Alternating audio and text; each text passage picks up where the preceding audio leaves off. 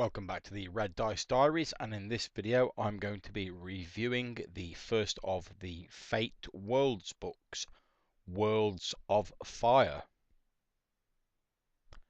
Now this book contains a number of mini campaign settings, if you will, and the stated aim of the book, as written in the introduction, is to showcase a number of settings, each of which do something unusual or innovative with the Fate core rules. So I'm mainly going to be reviewing the book as to how well it achieves those aims. But first of all, what does the book look like? Well, I'm reviewing off a PDF here, but the internal layout of the book is clean and precise in the same manner as the Fate core system. The book itself is 280 pages long, and the PDF costs around $7.50 on DriveThruRPG. The artwork inside the book, however, is a little variable. Some pieces are very effective, others not so much. Now, as I've said, the book is broken down into a number of different mini campaign settings. So let's have a look at what's in the first book. The first of these campaign settings is called the Tower of the Serpents and is written by Brennan Taylor. Now, this is a low fantasy setting where the players struggle to survive the competing attentions and machinations of a number of different factions in the slum of Darkside. There's a nice brief discussion of how location and situation aspects can be used within a game at different scales, covering the district of Darkside and the individual flop house, the location of Mama Saba's. There's a description of the main factions, which are the real crux of this campaign setting, and these include Geshon the Mouther, Samar the Caravan Master, the Governor of the City, and the Scar Triad. All of the NPCs detailed in this have very interesting and well written descriptions, and it's interesting to see how someone else goes about constructing these NPCs. And there's also a few generic examples such as footpads, gutter snipes, mercenaries, etc., that could be of great use within any game system. One of the interesting things in this section of the book is the use of mental conflicts to model negotiations and bartering. Now, I'm not sure how keen I am in this system, since I generally prefer things like this to the dice not have too much of an impact on social negotiations, but that's simply my personal preference. It is a way of showing how something else is being done within the rules. Now, the Tower of the Serpents is a cross between a traditional fantasy-esque adventure module and and setting material, basically. The first part of the scenario revolves around threading your way between different groups, all of whom want the players to retrieve an item for them from the Sorcerer's Tower. The second part is more like a traditional dungeon crawl, with the players entering the Sorcerer's Tower, overcoming numerous obstacles and traps to retrieve the item in question. Aside from a couple of interesting stunts on NPCs, the main thing of interest to me in this second part of the setting was the idea of using mental stress and attacks from a location itself to model a sort of sorcerous residue, I suppose, or a psychic defense mechanism to prevent people from stealing things.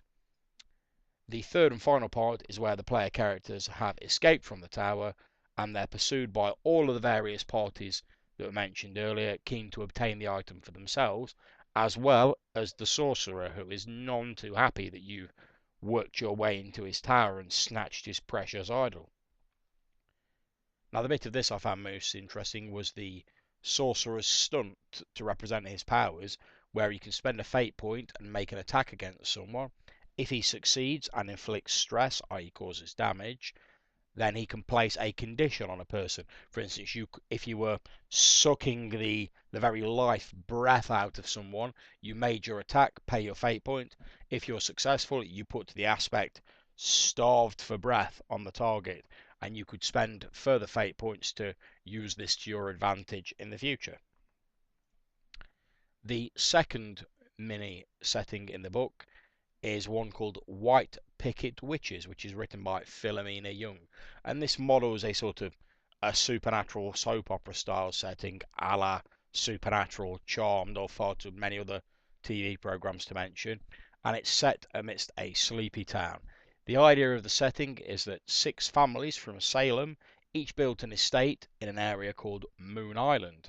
5 of these families remain in the present day in the town that has grown up around their estates, and each of them continues to practice their own traditions of witchcraft. Interestingly, beyond this basic premise and a few other guidelines, the settings and the family that inhabit it aren't fully defined.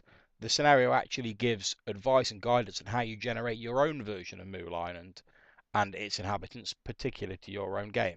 And I think this is a very interesting way of approaching it, and you could truly end up with something unique that does feel more like your setting, but contains the elements that make this genre so compelling. There's a couple of interesting concepts introduced, mainly places of power and face-offs, that really suit the genre that the setting is emulating. The campaign setting talks a little bit about building places of power. Each place of power is an area where certain magics can be drawn on and boosted up, and each place of power should have its own character sheet or index card. These places are defined by the leitmotif, which is basically just an aspect that sums up the mood or the theme of the location. It can be used once a scene for free when you're in a location, giving a benefit to the person who is in the location of the place of power, and a fate point can temporarily be spent to change the leitmotif of a location for a scene. So you could spend a fate point to say that the church place of power is no longer warm and welcoming, but it's cold and foreboding. And you may do this in order to gain benefits in certain scenes. Each place of power also has what are called assets, and these are effectively skills that the location itself possesses and that the GM can use either to oppose or support the player characters in certain situations. The next thing we come to is an interesting idea, which is the idea of metaplot, which is similar to the way issues are handled in Fate Core. The GM picks 2 elements for the characters to contend with in the game. 1 is a current problem, and 2 is a future problem. Each player creates their own antagonistic NPC to oppose their play. Now, I think this is a brilliant idea. The idea of getting the players to create their own worst enemy really gives them an increased level of input in the game, and it's certainly an idea that I'll be stealing in future for my own games. There's a discussion of aspects and how they fit into the genres, and then more detail about assets, which are the skills of the setting. And there's a fairly limited skill set in this setting that feels a bit more like the approaches of Fate Accelerated. And these assets are brilliant, classy, dangerous, savvy, treacherous, powerful, and sensitive. There follows a brief description of how stunts work. It's fairly standard Fate Core fare, although the example given isn't particularly clearly written in my opinion. White Picket Witches appears to propose a system of game organisation where scenes are suggested by the players or the GM and are then incorporated into the game and are role played out appropriately. Particular emphasis is given on how to do this for what are called face-offs, confrontations that take place in places of power. Although it's not really made particularly clear whether these scenes replace or are in addition to a more standard way of rolling out scenes and plot for your players. Magic works as an additional variety of stunt and seems fairly simple to manage. There are numerous different types of magic. The game recommends that each of these specialist types of magic be the purview of one of the particular families that survives. Now, overall, I'd say that this campaign setting has some really good ideas, and I certainly find it compelling as a concept. But to be perfectly honest, after reading it through a couple of times, I still have no idea how all of this would come together and how I'd go about running a White Picket Witches session. I've put a question about this on the Google Plus Fate Core community, and hopefully I'll get some responses on that, since this is a really interesting setting and it's certainly one I'd like to run in future, but I think that I need to do a bit of work with it or get some further insight before I'd feel comfortable in doing that. The next setting is called Fight Fire and is written by Jason Morningstar. And in this, players portray firefighters in our own modern day world. And it starts off with a very, very evocative description of the dangers of fire and the stages that it can go through. My only gripe about this setting is it's written in a very sort of jokey, informal style, which personally doesn't really appeal to me.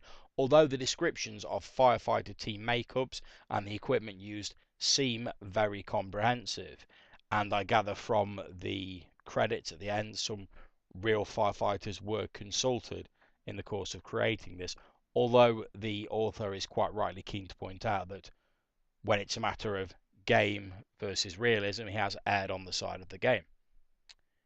There's fairly standard character genning guidelines tweaked for this particular genre, and quite an interesting character questionnaire included in this section.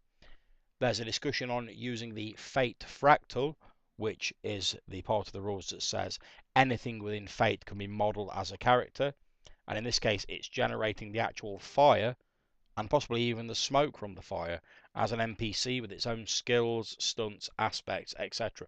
I think this is a really ingenious way of approaching the subject matter, and it really gives a feeling of the firefighters being directly opposed to this ever-changing mercurial foe that's ever seeking to snuff out their lives if they show the slightest lapse of concentration. Also included is a useful series of little charts that can be used to randomly generate fire emergency calls, and there's a very comprehensive list of sample fires, locations, complications, and a discussion of how fire operates. Now, I don't know if I'd run this setting as is personally, but I think that if you have anyone playing a firefighter in any other game, certainly showing them this would give them a great deal of background information and be a good starting off point for them. And if you have any intention at all of including natural forces as a character or modelling them as an NPC, this is certainly worth a look and makes for a very interesting and compelling read. The next mini setting in the Fate Worlds book is called Zeppelin Valkyrie and is written by Clark Valentine. This is a pulp action scenario set in the aftermath of the Great War. The players are tasked with destroying the galvanic flying machines of the mad genius Dr. Walter Schotsky. Now, this scenario seems to be a fairly generic skirmish combat scenario where progress and your fame or infamy are measured in the amount of enemy aircraft you've shot down during sorties. Of most interest to me in this setting was the idea of treating the player's aircraft as stunts-based extras that come with a refresh cost and that give you bonuses to various skills. The description of the Krieg Zeppelin Valkyrie itself, the giant Zeppelin that is the home of the Mad Genius, is fairly detailed, and the discussion of dogfighting, where any pilot who doesn't first maneuver to gain an advantage can only inflict a maximum of 1 stress, is very interesting, although I can see it, if it's not managed correctly, it resulting in some quite drawn out and lengthy combats. The way this scenario is presented, with the players choosing pre-gen characters, the focus on equipment, combat and enemy formations, it does seem very much like a skirmish war game using the Fate system, with a few role-playing elements. Skirmish wargaming doesn't really interest me to a great degree. However, it is nice to see how far the Fate engine can be stretched, and there are a few interesting ideas in there that could be ported over to other games. On to the next world, we have Burn Shift, written by Sarah Newton. And this is a game where players attempt to rebuild their world in the aftermath of a global catastrophe. And it provides a useful sampling of themes that are appropriate to this genre to get you started off with. The discussion of character concepts and tones is very useful and will be good reading material for anyone planning on running a post-apocalyptic genre of game.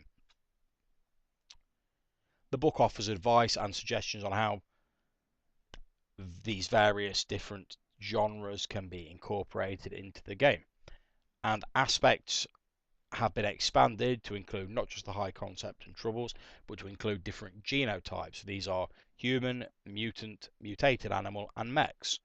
The book offers advice and suggestions on how the various genotypes can be invoked or compelled.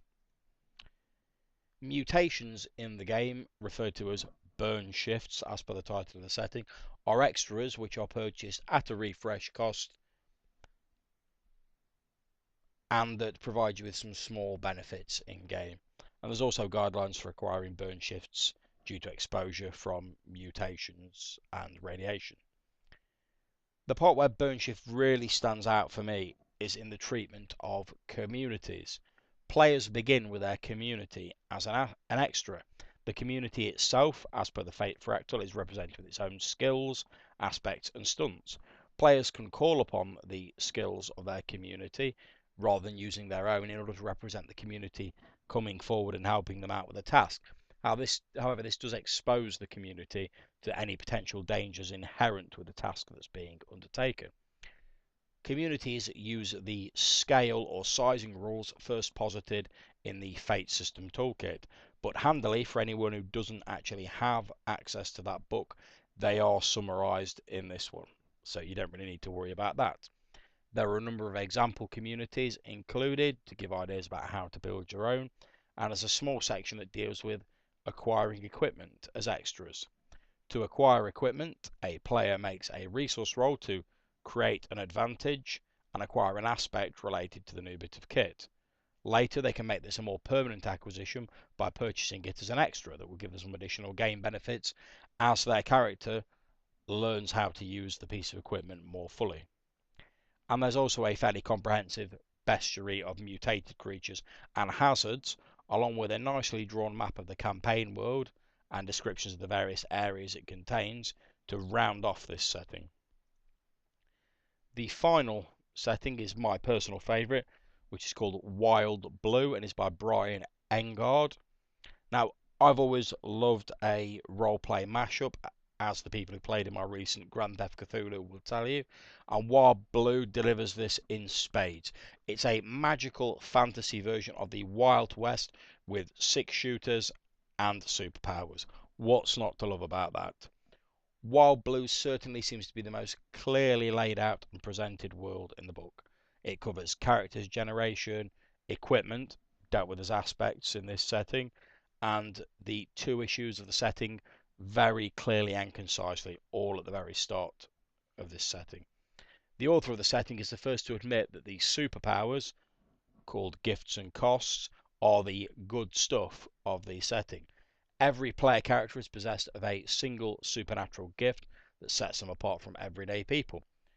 This is represented in game by the phrase, I have the power to, but the power is treated a bit like an aspect, but one that the player invokes a lot more than the GM compels it. And each power comes with a cost or restriction that must be roughly equal to the level of the power. So, for instance, I could say, I have the power to fly aloft on wings of light, but only when the sun is shining. What you can do with your power, the capabilities of it, are laid out quite clearly. And looking at my notes, these allow you to provide justification for fictional actions, provide 2 stunts worth of benefit, they can be invoked as an aspect, and they get better with time and experience. And the costs are equally clearly laid out. Again, they provide justification for fictional actions, they provide context and a limitation for your gift. In the earlier example, the limitation being it can only be used when the sun is out, and they can be compelled as though they were an aspect. The actual setting itself is an intriguing mix of space opera, 6 shooting action, and fantasy. Now, I'm not going to go into a massive amount of detail since I don't want to spoil it for anyone who's going to be playing the game, but chances are if you like one of the genres that I've just mentioned, there'll be something for you in this setting. Whether it's the great city of Cobalt, riding the Sky Rail, or exploring the haunted depths of the Crying Forest. Wild Blue effectively represents a fantasy version of the colonialization of the Wild West, the American West. But in Wild Blue, the Native American Indians of the traditional Western genre have been replaced by a melange of different fairy-style races referred to collectively in game as the folk. They were marginalized and pushed out of their territories by the newcomers. Some integrated into human society, some fled, and some chose to fight back, forming an organisation called the Crimson Council.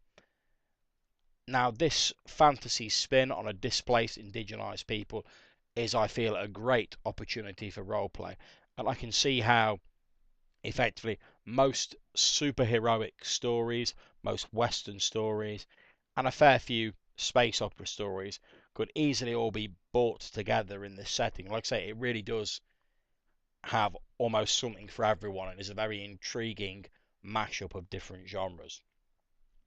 So, what's my conclusion about the Fate Worlds Book 1 Worlds of Fire? Well, the book is a bit of a mixed bag, to be honest with you. Every setting contains some interesting twist or spin on the rules, which, as far as that goes, means that it has 100% met the criteria laid out in the introduction to the book. However, some of the settings seem more complete and more viable as a full game than others. So we have the Tower of the Serpents, which feels like an old school adventure module, to all the way through to Wild Blue, which feels like a fairly comprehensive setting supplement. Some of these settings you could easily just pick up and run with straight away, whereas others I think you'd be required to do a little more interpretation, a little more work. My personal favourites are Wild Blue and White Picket Witches, although it would have been nice for White Picket Witches to be a bit clearer about how the writer envisioned you running a game. I'm sure that with a little bit of thought, there's no reason why it couldn't be used to run a game. However, it would have been nicer to have this a bit clearer in the book. In conclusion, if you're looking to see what can be done using the Fate rules and a little thought, or if you want to see a basic campaign setting that you're willing to flesh out yourself, then this book is most definitely for you. If you're looking for a single comprehensive campaign setting for Fate, then you might be better off going with one of the many other books for the system, such as Starblazer Adventures, Legends of Ongled, Diaspora, etc., etc. However, at the low price of $7.50, which is under £5 in British money for the PDF, you can't really complain for the amount of ideas or suggestions in this book.